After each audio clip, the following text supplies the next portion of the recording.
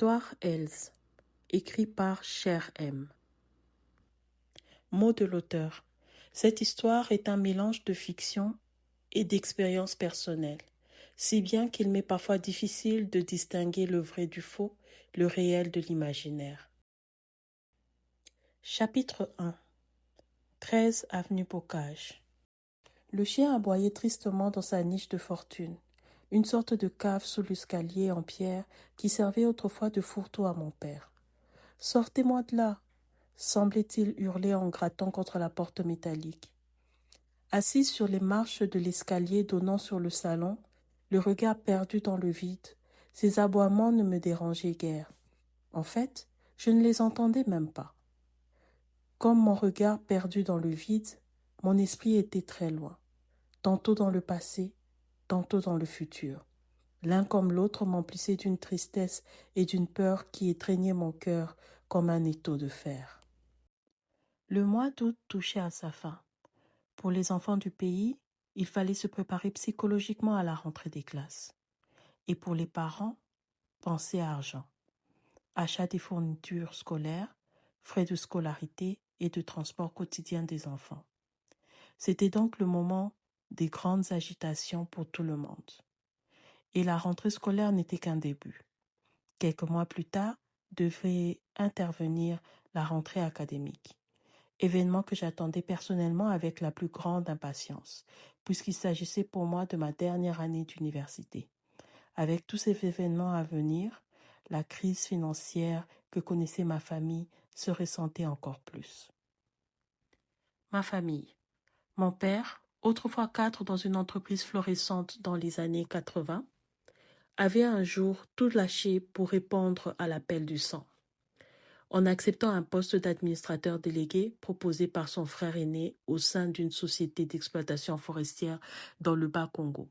Mon cher père avait ainsi abandonné une carrière prometteuse pour consacrer plus de 16 ans de sa vie, de la vie de sa femme et celle de ses enfants, pour un frère qui n'hésita pas à le virer comme un malpropre et sans le sou, au bout de toutes ces années de bons et loyaux services. Depuis 3 ans déjà, nous goûtions au quotidien des familles quinoises sans revenus conséquents, vivant au jour le jour, sans savoir de quoi serait fait le lendemain. Cette expérience était une véritable épreuve pour mon père. Il n'y résistait que grâce à sa foi en Dieu, qui l'aidait à prendre ce chapitre de sa vie comme un moyen d'expier ses péchés passés. Quelques membres de la famille élargie, et ils n'étaient pas bien nombreux, tentaient tant bien que mal de nous venir en aide, surtout la tante Rebecca. Déjà l'année précédente, c'était grâce à la petite sœur de mon père que mes frères avaient pu retourner à l'école en même temps que leurs petits camarades. Jamais je n'oublierai ce sentiment de pauvreté et de misère que j'avais éprouvé quand, revenant de chez des amis, 2 jours avant la rentrée, j'avais vu ma mère remettre à chacun de mes frères et sœurs un cahier et un stylo en expliquant qu'ils devraient se contenter de cela pour débuter l'année scolaire. Ma mère, cette brave femme. Une autre part de soutien pour mon père provenait à cette époque, et cela tant bien que mal, de ma mère. Elle avait plus d'une fois tenté de monter un petit commerce dans un des quartiers de Kinshasa. Mais les charges qui pesaient sur sa gestion étaient presque toujours source de faillite. Comme à chaque fois que j'étais anxieuse, mon corps fut assailli par des brûlures d'estomac, augmentant ma peine et ma douleur. J'étais triste de savoir que cette année encore, mes frères et sœurs allaient retourner à l'école avec leurs vieux uniformes défraîchis. Fallait-il encore que mon père trouve les moyens de renouveler leur inscription dans leurs écoles respectives, qui déjà réclamaient le solde du Minerval avant le retour des élèves. Mon cœur se serrait un peu plus et ma détresse allait grandissante. Dieu l'écoutait-il? Ma conscience me répondait que oui, et je me reprochais d'en avoir douté. La sonnerie du portail d'entrée retentit. Je me levai et allai ouvrir. Un homme d'une trentaine d'années environ se tenait dans l'entrée. Solidement bâti, il me dépassait d'une tête au moins. Il était pour ainsi dire d'une taille moyenne qui s'harmonisait parfaitement bien avec sa corpulence. Son visage était agréable à voir également. Les cheveux coupés suffisamment courts pour ne pas avoir à y passer un peigne, il avait des beaux yeux couleur noisette, dans lesquels on pouvait voir briller les traces d'un esprit vif et intelligent. Ses joues faisaient penser à celles d'un bébé, sauf qu'elles étaient celles d'un homme mature, qui les avait rasées la veille. Mais ce qui m'attira encore plus chez cet inconnu, ce fut sa bouche. Il avait de belles lèvres légèrement roses. « Beauté, patronat Azali ?» Cette question me ramena sur la terre ferme à la vitesse d'une fusée spatiale. « Pardon ?» m'excusai-je, complètement prise au dépourvu. J'avais presque sursauté en entendant la question. Je savais qu'avec ma jupe bleu jeans et mon top vert clair et blanc, à manches courtes que je portais avec des babouches à grosses semelles, mon accoutrement n'avait rien de très élégant. Mais de là à me confondre avec une domestique? « Je suis bien chez Jean-Christophe Djamani ?» demanda l'homme en me détaillant des pieds à la tête avec ce qui me parut être de l'orgueil. Il s'adressait à moi avec tout le détachement qu'une personne de haut rang pouvait avoir pour un domestique.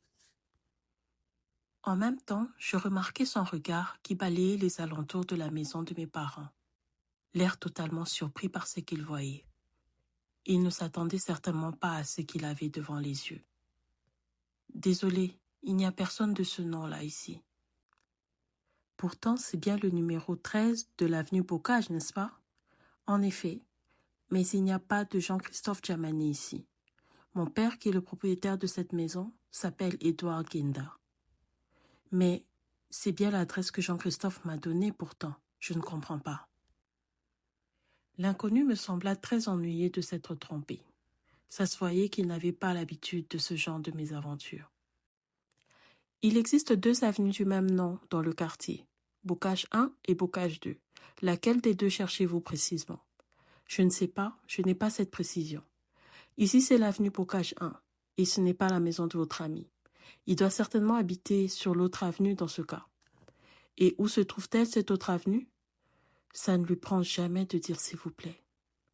J'allais débuter mes explications sur la direction à prendre pour retrouver l'avenue Bocage 2, mais j'ai renoncé.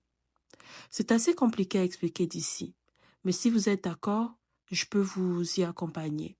C'est à 10 minutes à pied d'ici, et je devais justement m'y rendre pour y rencontrer une amie. L'homme sembla hésiter, me détaillant encore avec méfiance cette fois-ci. L'air de penser que Kinshasa est une ville à multiples facettes. On ne sait jamais sur qui on pourrait tomber. Mais il sembla très vite faire taire ses appréhensions, car finalement il fit un pas pour s'écarter du portail et me laisser passer. Nous pouvons nous y rendre en voiture. Je suis garé là-bas. Un coup d'œil au véhicule qu'il m'indiquait me permit de cerner un peu mieux les quelques traits de caractère que j'avais notés en à peine 1 minute d'échange avec cet homme mystérieux. C'était une magnifique Touareg rouge métallisée, une de ces couleurs flamboyantes que l'on ne voyait que rarement sur les routes de Kinshasa. Une vraie beauté. Une fois à son bord, je ne pus m'empêcher d'exprimer mon plaisir et ma surprise face à tant de confort et de luxe. Elle est splendide, c'est une vraie merveille que vous avez là. Il eut pour moi un regard appuyé qui semblait me reprocher mon manque flagrant de retenue. Mais je remarquai à peine son expression. Mes yeux dévoraient d'envie le luxe qui m'entourait. Tout dans cette voiture symbolisait l'opulence de son propriétaire. Le tissu luxueux des sièges, le tableau de bord dévoilant de multiples options incorporées, même le léger parfum qui flottait dans l'air répandait en moi une sensation d'étrange exaltation. « Elle est neuve ? Elle est vieille d'1 an. Commandez de l'étranger si vous voulez tout savoir. Dans ce cas, je vous félicite de la garder en si bon état. Avec l'état de nos routes, rares sont les véhicules qui résistent aussi bien. C'est justement l'état des routes de la capitale qui m'a poussé à opter pour ce type de voiture. Elle est suffisamment élevée et puissante. Elle a dû vous coûter les yeux de la tête. » Il ne les prononça pas, mais je perçus dans son silence les mots « petite curieuse ». Il venait d'enclencher le contact.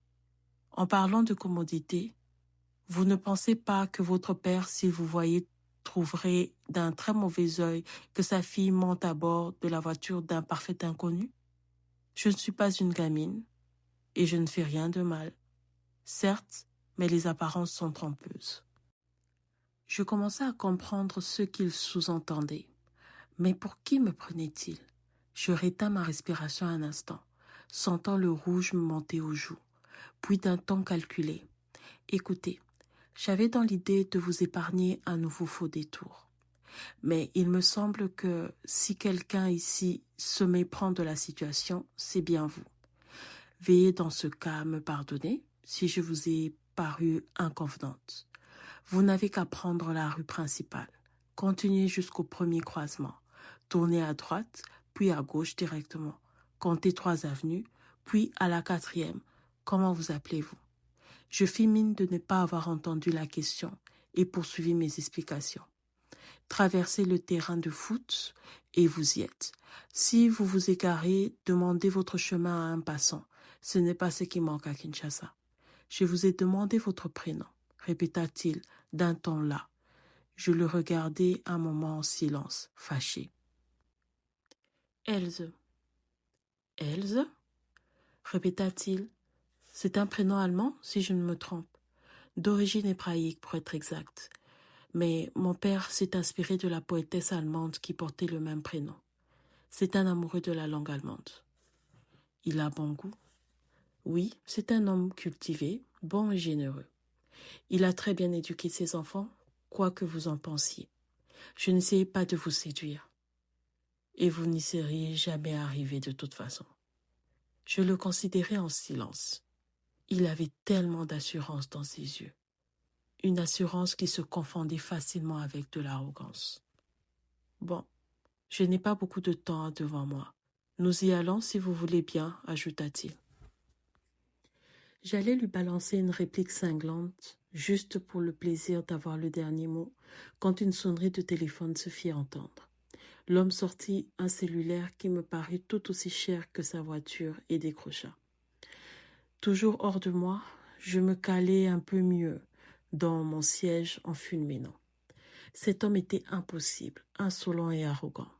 Malheureusement pour lui, il était riche. S'il avait au moins une fois dans sa vie connu la faim et l'incertitude du lendemain, il aurait sans doute appris à respecter les autres. Surtout, il aurait appris à ne pas stigmatiser les gens en leur collant des préjugés. C'est vrai qu'on me reprochait souvent mon esprit curieux et ma franchise. J'avais souvent du mal à tenir ma langue parfois, mais ma remarque par rapport à sa voiture était complètement désintéressée. J'avais seulement cherché à le complimenter. Écoute papa, je ne suis pas disposée à discuter avec toi à ce sujet. La conversation téléphonique m'intrigua tout d'un coup. Le ton du jeune homme était très dur et il semblait visiblement avoir beaucoup de mal à contenir sa colère envers son interlocuteur. J'évitai de le regarder, mais toute mon attention resta focalisée sur lui et sa conversation. Ça fait des années que j'essaie de te convaincre de me laisser reprendre les enfants. C'est stupide. Je te répète que c'est stupide de ta part de penser pouvoir m'obliger à me marier par ce chantage. Parfaitement. C'est du chantage, ni plus ni moins. Je n'ai pas besoin d'une femme pour prendre soin de mes enfants. Tu es une vraie tête de mule, tu sais. Bon, écoute, je ne suis pas seule en ce moment. Je te rappelle ce soir. Oui, mon voyage est maintenu pour demain. Dis à Sam que je serai à l'heure et que je n'ai pas oublié son cadeau d'anniversaire. Comment va Nati? Très bien. Nous verrons cela demain à mon arrivée. Bye. Il raccrocha.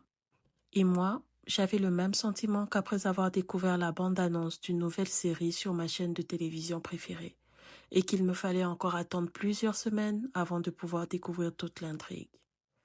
Le silence devenait pesant, et bien sûr, je ne pus m'empêcher de demander avec une pointe de sournoiserie.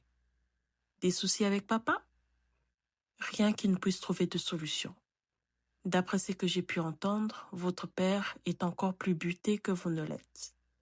Je vous avoue que je suis soulagée de savoir qu'il y a au moins une personne ici-bas capable de vous mener la vie dure.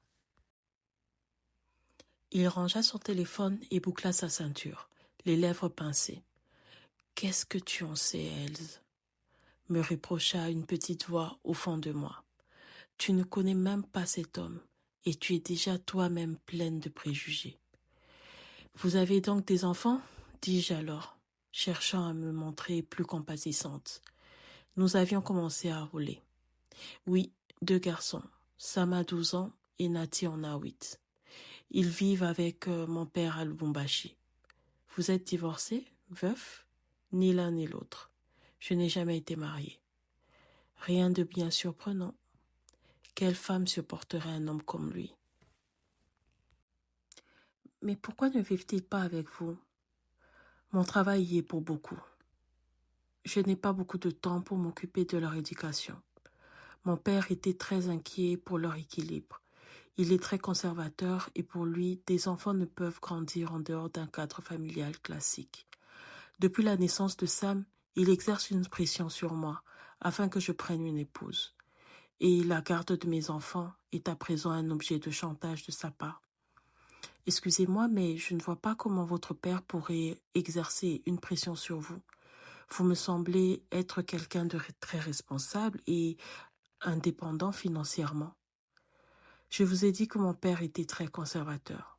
J'ai été élevé dans cet esprit de respect de la parole du père. Je ne veux pas risquer d'aller à l'encontre de sa volonté. Ça ne me plaît pas qu'il me force la main, même si je sais qu'il n'a pas tort et que le mieux pour mes enfants serait de grandir au sein d'un foyer stable. Et qu'est-ce qui vous bloque autant? Vous avez peur de vous passer la corde au cou? Il resta silencieux. Il paraissait plongé dans ses souvenirs. Voilà, c'est la rue que vous cherchiez. Le numéro 13 devrait se trouver un peu plus haut. 1 minute plus tard, nous retrouvions la maison de son ami. Voilà, vous êtes à bon port. Merci et bravo. Bravo? Pourquoi? Vous êtes une jeune fille surprenante. Je ne vous connais pas et je me rends compte du caractère très personnel de la conversation que nous venons d'avoir. Je me demande si autant d'audace de votre part est à considérer comme une réelle qualité ou un horrible défaut. Quoi qu'il en soit, je vous félicite. C'est un réel exploit. La dernière remarque me fit sourire. Ce n'était pas si difficile. Essayerez-vous de me séduire, Else? Je sursautai. Non, pas du tout. Décidément, vous voyez le mal partout, hein? Pas du tout. Bien au contraire, dit-il d'un ton moqueur. J'ai senti dans toutes vos questions sur ma vie privée votre désir de m'aider. Vous êtes l'exemple type du bon samaritain, dans sa version petite et féminine. Mais ne vous inquiétez pas, j'apprécie les femmes directes et franches sur leurs intentions. Il avait dit tout ça d'un ton très calme, ses yeux soutenant mon regard. Au revoir, monsieur Grégory Yemba. Au risque d'être indécente, je soutins son regard encore quelques secondes. Je voulais pouvoir graver ce regard intense dans ma mémoire, graver les contours de ce visage, sentir une dernière fois ce parfum qui l'enveloppait et la force qui émanait de son corps tout entier. Je ne voulais pas oublier cet homme, mais je finis par descendre de la voiture et m'en aller. À suivre.